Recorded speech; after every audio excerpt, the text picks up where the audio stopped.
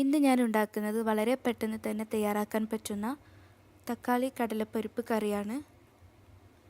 അതിനു വേണ്ടിയിട്ട് 200 ml കടലപ്പരിപ്പ് ഞാൻ എടുത്തിട്ടുണ്ട്. നമുക്ക് ഏത് പരിപ്പിലും വേണമെങ്കിലും ഈ കറി തയ്യാറാക്കാം. ഒരു വലിയ തക്കാളി സ്ലൈസ് ചെയ്തത്, ആവശ്യത്തിന് ഉപ്പ്, ഒരു ചെറിയ പീസ് വെള്ളുള്ളി സ്ലൈസ് ചെയ്തത്, വേപ്പില, 2 ഉണക്കമുളക്, 2 പച്ചമുളക്, 2 വെളുത്തുള്ളി തൊലിയോട് കൂടി ചതച്ചെടുത്തത്, 1 ടേബിൾ സ്പൂൺ കടുക്. കടലപ്പരിപ്പ് ഞാനിവിടെ കുതിർത്താനായി വെച്ചിട്ടില്ല. 7 വിസിൽ വരെ കുക്കറിൽ വേവിച്ചെടുക്കുകയാണ് ചെയ്യുന്നത്. 4-5 മണിക്കൂർ വെള്ളത്തിലിട്ട് കുതിർത്തി കടലപ്പരിപ്പ് എടുക്കുകയാണെങ്കിൽ തക്കാളിയും കടലപ്പരിപ്പും ഒരുമിച്ച് തന്നെ കറിയാക്കാം.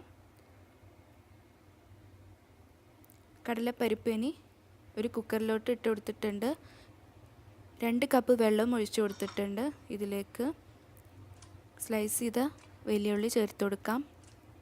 പച്ചമുളക് നടുക്ക് കീറിയത് 2 എണ്ണം. ആവശ്യത്തിന് ഉപ്പും ചേർത്ത് കൊടുത്ത് 7 വിസിൽ വരെ നമുക്കിത് വേവിച്ചെടുക്കാം.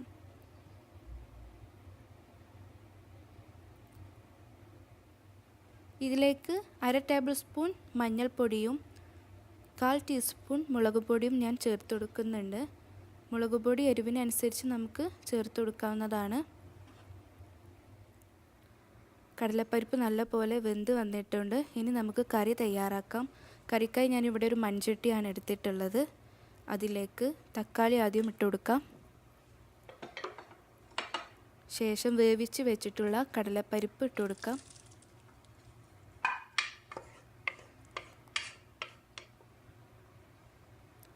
മുളക് പൊടി 1/4 ടീസ്പൂൺ, 1/2 ടേബിൾ സ്പൂൺ മഞ്ഞൾപ്പൊടി,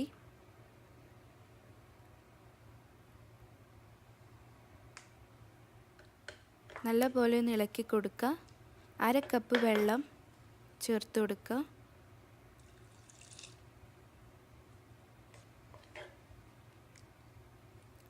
ശേഷം അടച്ചു വെച്ച് ഒരു 2 മിനിറ്റ് വരെ ഒന്ന് തിളപ്പിച്ചെടുക്കാം.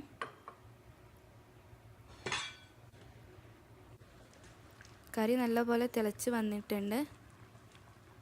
ഇനി ഇത് തുറന്ന് വെച്ച് ഒന്ന് വറ്റിച്ചെടുക്കണം.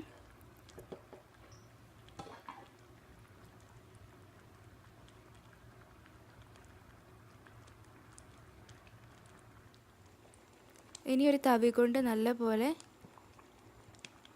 പരിപ്പും തക്കാളിയും മാഷ് ചെയ്യാം.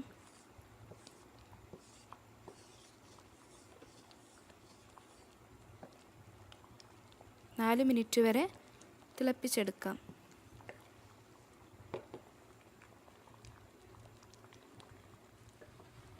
നമ്മുടെ കറി ഇവിടെ റെഡി ആയിട്ടുണ്ട്.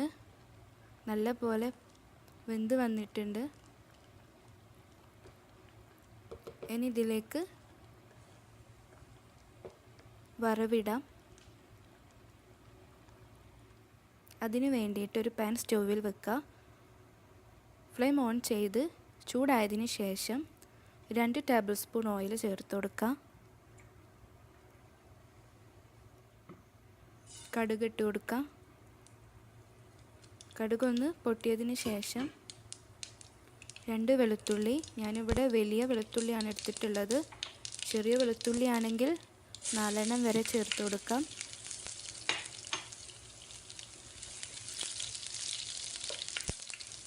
ഒന്ന് മൂപ്പിച്ചെടുക്കാം.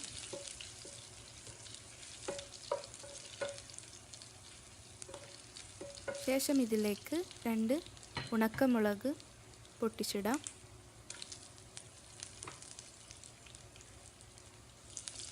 വേപ്പില ഇട്ട് കൊടുക്കാം.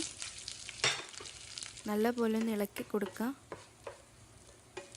ശേഷം കറിയിലോട്ട് ഒഴിച്ചു കൊടുക്കാം.